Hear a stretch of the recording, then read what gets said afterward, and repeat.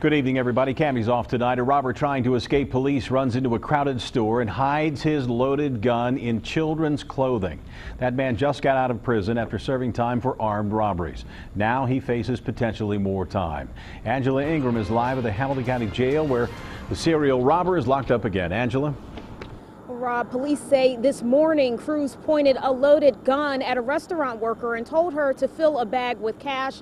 Officers had been looking for this man for more than a month, and they say today he confessed to 6 robberies. Police say Corey Cruz has a pattern of terrorizing his victims with a loaded gun.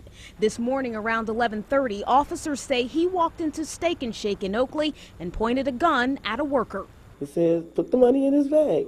I told him I couldn't get into the register because I wasn't tended. The robber ended up leaving the store with nothing when he realized Bernadine Spikes couldn't open the register. I couldn't see nothing but the gun. I didn't even want to go up to the register after that. The first officer arrived on scene within 20 seconds of the call going out, which is very critical to our investigation because the officer was able to get a flight path and a very good description of the suspect.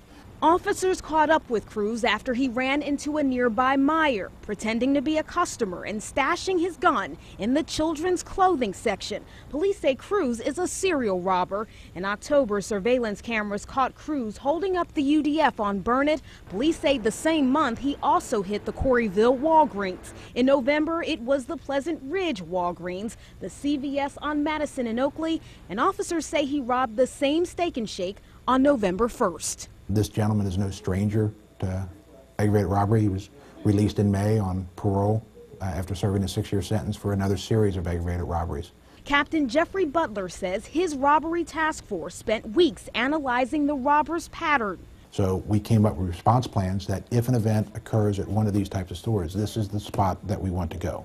And that's what really drove us to that area where actually it was one of the cars going along the highway, saw him running. Police say it was important to stop him for the safety of workers like Bernadine.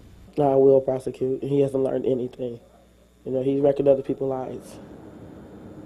And police say that they are not done with their investigation. They believe Cruz may be connected to other robberies in our area, both in the city and outside of the city in Hamilton County. Live at the Justice Center, Angela Ingram, Local 12 News. Rob, back to you. And wrecking lives is right on the money because once you stare down a gun, things change, don't they?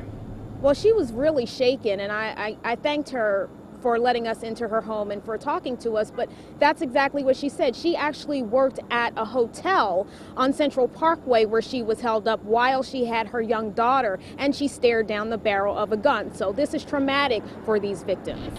Angela, thanks very much. Cruz is facing aggravated robbery charges. He'll be in court tomorrow morning.